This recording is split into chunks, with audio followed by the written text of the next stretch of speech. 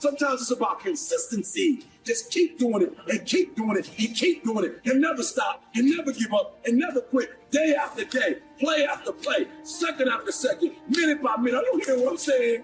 Many of you will never be successful. You'll never have it. You'll never do it. You'll never be it because you're just interested in it. That's all you are. You just like it. You trying to get to the next level and you just interested. You kidding yourself. Forget about it. If you want to get to the next level, if you want to eat it, if you want to dream it, if you want to live it, if you want to swim in it, if you want to wear it, if you want to be it, if you want to accomplish it, if you want to do it, stop talking about it. And give me full commitment, 120%. Don't save that last bullet for yourself.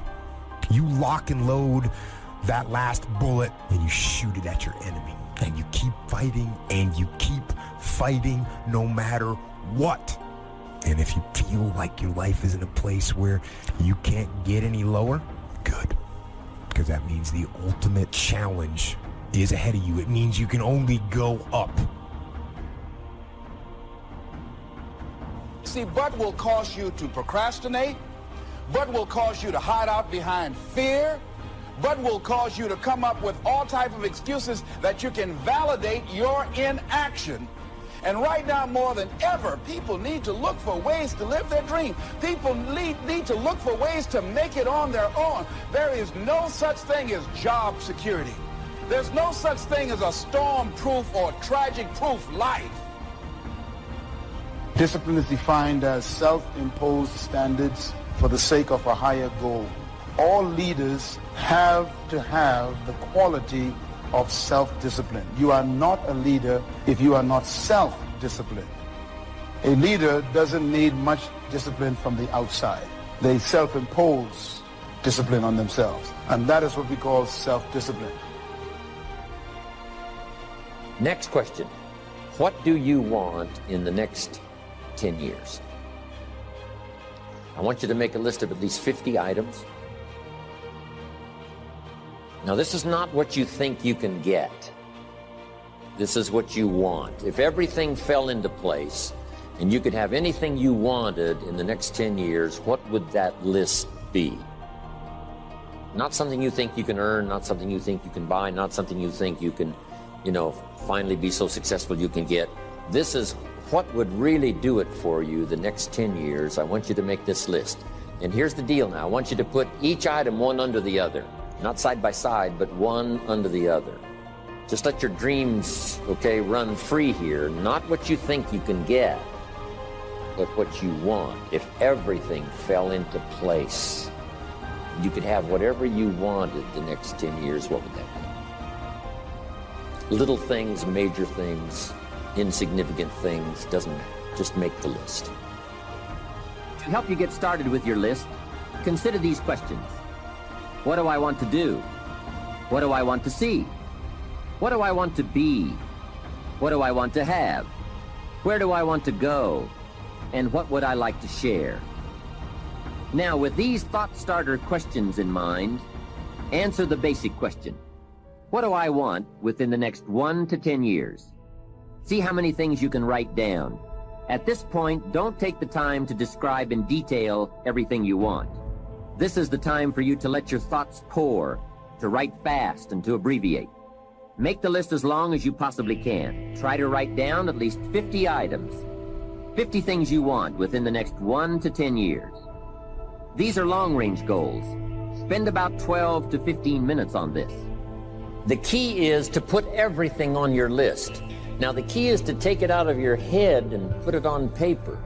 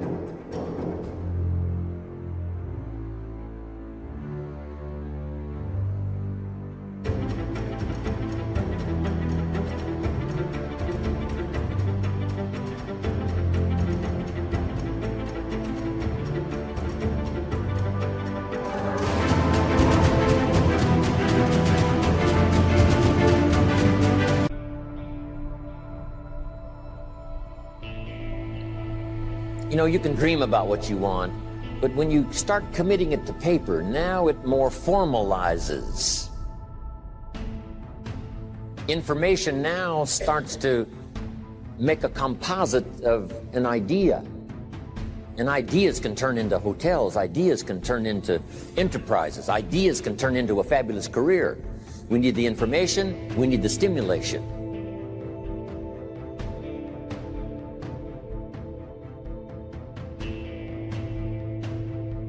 There are moments that try the human soul so violently and so perplexing that if the truth were told, all of us have had moments that we wanted to throw up our hands and walk away.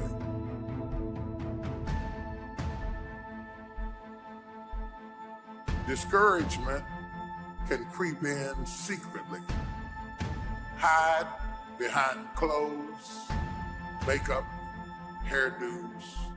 Discouragement is so bold that it will even hide behind a smile. It will always ride to work with you. And if it doesn't catch a ride going to work, it'll catch a ride on the way back home. Discouragement will go into a tent. It will walk right into a Section 8 neighborhood. But don't think that it stops. Discouragement will walk right into a middle-class house. It won't just stop there. It'll go in a mansion and sit on the side of a jacuzzi and tell you life is not worth living. If you listen at discouragement, it will cause you to make bad decisions. It will cause you to think that life is not worth living. And secretly, behind the facade of a smile and a good morning and a praise the Lord and a how are you, you will wonder if you're ever going to get out of what you're into.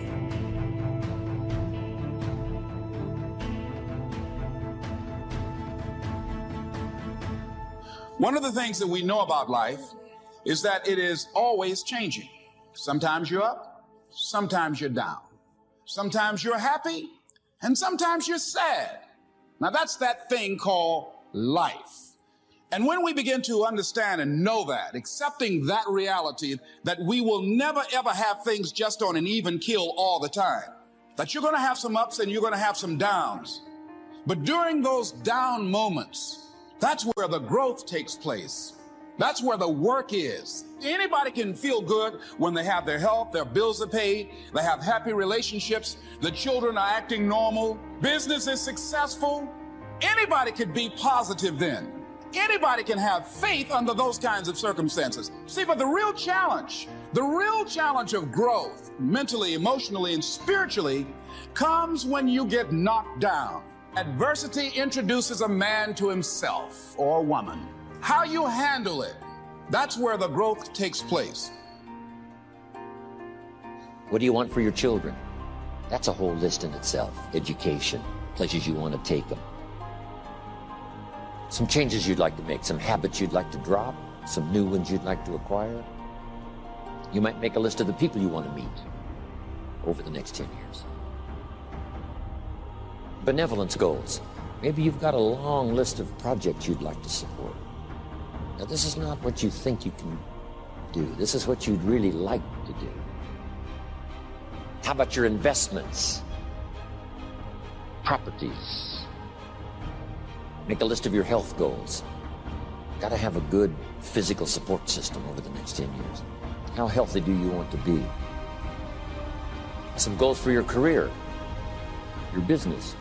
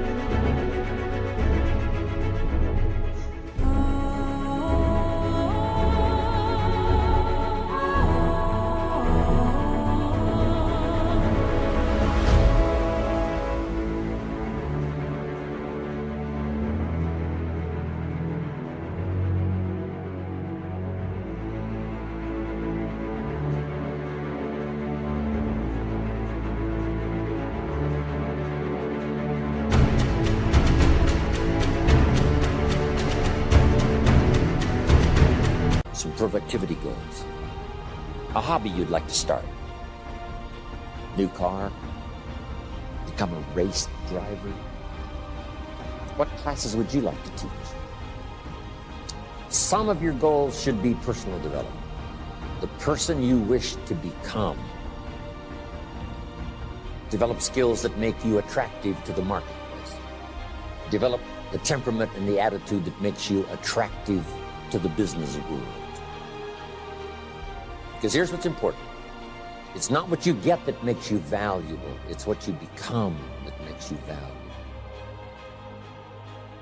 Okay, now we're going to do some things with this list. Here's the next exercise. I want you to look at each item on this list you've made and give each item a number. The number being a 1, 3, 5, or 10. And this is why. I want you to look at an item and say, I think that would take about 1 year. Another item, you say, I think that would take about 3 years. Another item, I think that would take 5.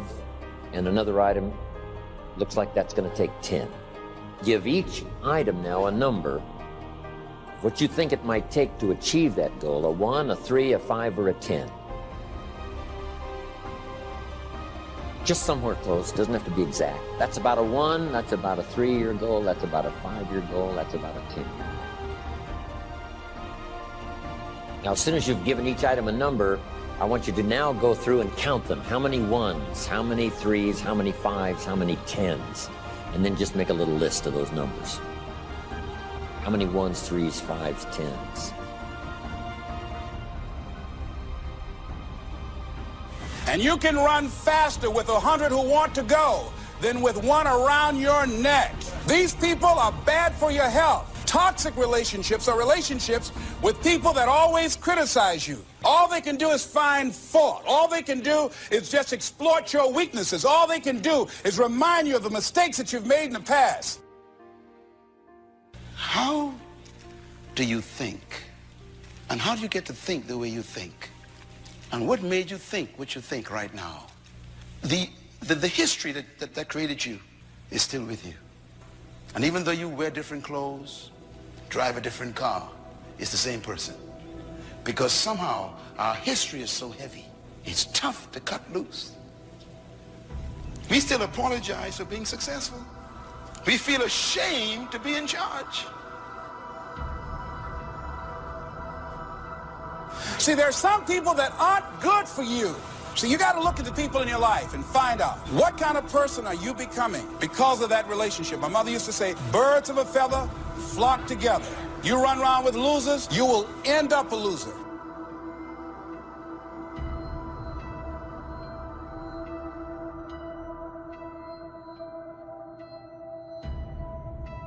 Now listen to me. I don't care if you're sick. I don't care what you're going through. If you're not dead, he ain't through with you yet. As long as you waking up, you still in the game. You can still make it happen. As long as that breath in your nostrils move, you still in the game. You still can win. Now get your butt up. This is time to look at the relationships in your life and ask the question, what kind of person am I becoming because of this relationship? Am I growing mentally and emotionally and spiritually? Am I becoming a better person because of this relationship? Is it an asset to me or a liability? You are everything. Keep trucking and keep doing the things that you need to do. There's greatness in you. Say it as many times as you have to. It can even start as a whisper. There's greatness in you. But keep repeating it because the mindset works best with consistency. Even when it hurts, even when it's hard. Keep moving forward. Keep believing in yourself.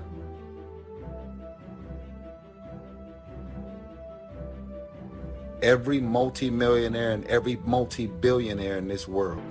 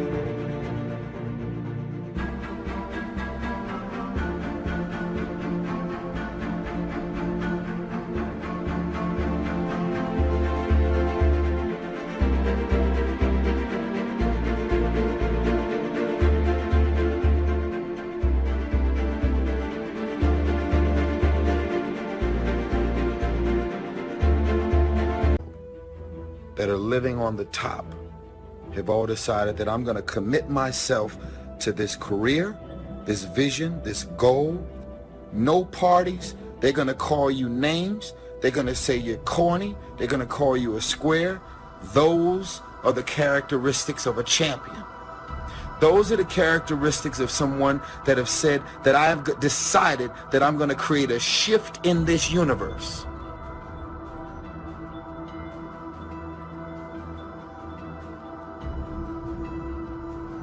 When I'm discouraged, I need somebody to come alongside me to encourage me that weeping may endure for a night, but joy comes in the morning. That kind of talk wakes up my faith. Most of us go through life pretending that everything is okay, pretending that we don't have any special goals or ambitions or desires, pretending that we're satisfied where we are. But if you look at our behavior, if you judge based upon what we do, see, a lot of people pretend that they want more out of life, but all you have to do is watch their actions. That will tell you something. Some of y'all playing. Stop playing. You talk about you want to be successful. Stop tripping. You ain't serious. If you say it's too much, if you say you can't do no more, it means you don't want it. You're not willing to make the investment. It ain't never too much if you really want it. It's not the most talented person that succeeds. Talent don't mean a doggone thing if talent don't show up. It's not the quickest. It's not the fastest. It's not the strongest. No. That's not the person who makes all their dreams become a reality. Sometimes it's less talent and more effort.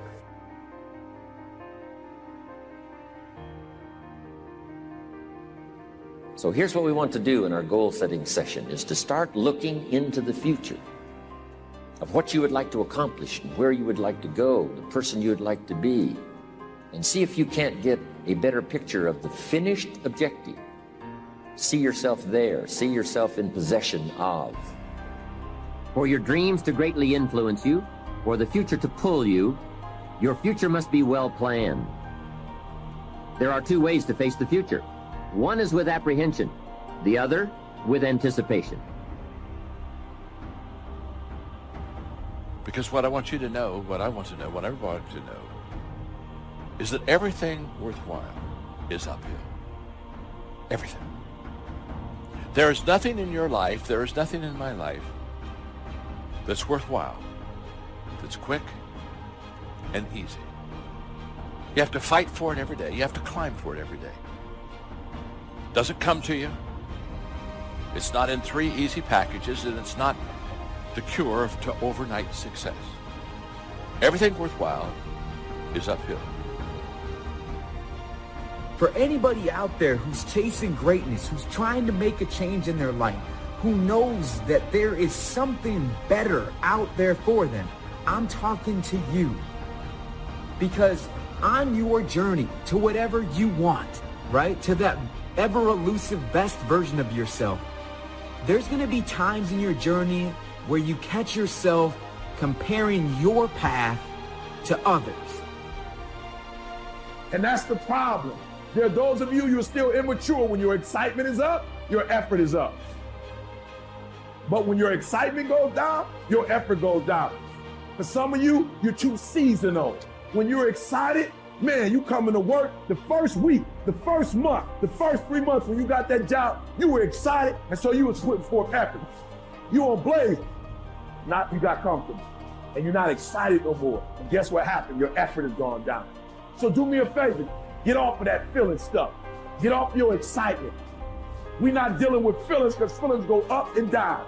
You don't have to be excited. You made a commitment to that job. Did nobody force you to take that job. You signed your name on the dotted line. And commitment said, I don't care how I feel. I don't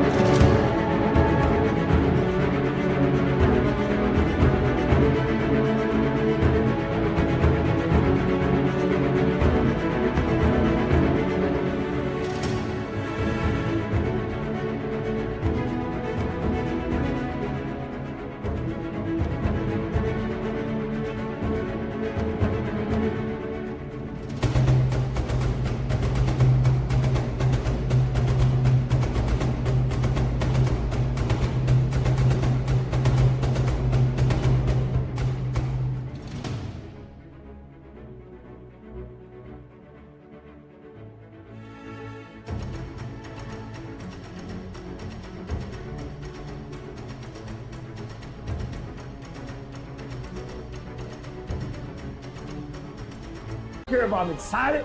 I don't care if I'm pumped up. I don't care if I'm fired up. You made a commitment. Now it's time to put up. When you're finished entering your time frames, there should be a fairly balanced distribution of all your goals.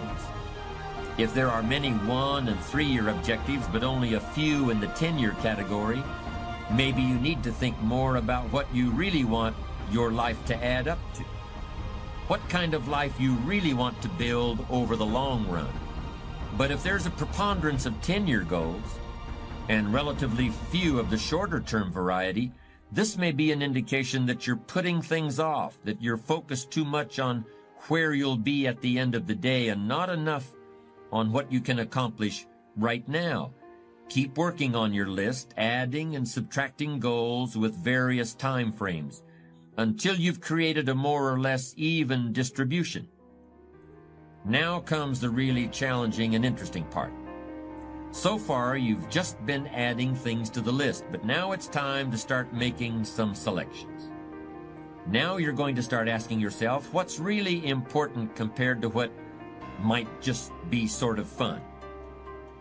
Choose 4 goals from each of the 4 time frames, 1 year, 3 year, 5 year, and 10 year. Now you have 16 separate goals. So far, you've only referred to them in shorthand fashion. But now you're going to start seeing them very, very clearly in your mind's eye. You're going to see each goal just as if it were being realized this very minute.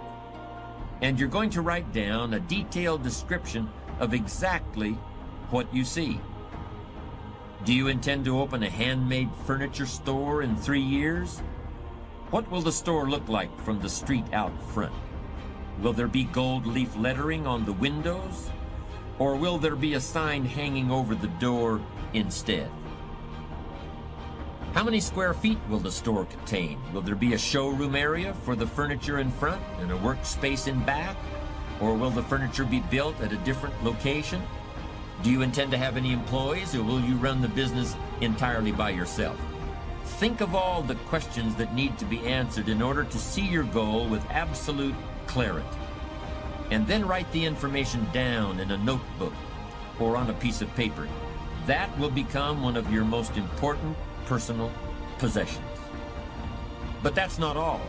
Any goal is a powerful motivator only if there's a powerful reason behind it. Write down your reasons for wanting each goal in the same degree of detail that you use to write your descriptions.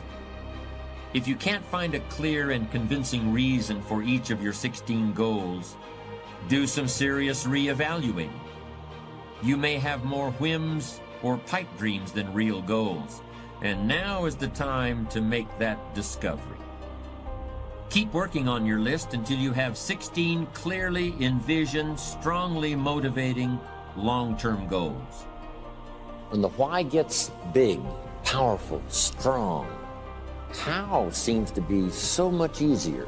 Without a strong enough why, the how seems to be too difficult almost to accomplish. Say, how do you manage your time? Hey, if you had strong and powerful enough goals, you'd figure out how to manage your time. You'd get a book on the subject. You'd do something to manage your time if it was worth it. If it's not worth it, why would you bother studying the art of managing your time if it really doesn't matter? But if it really mattered in the accomplishment of your goals and why you wish to accomplish them, see, you can do anything. You can get up any hour, read any book, take any class, make any change, develop any skill, do any discipline. You can do it all when this how and the why, or when the why starts to grow. The how gets simple.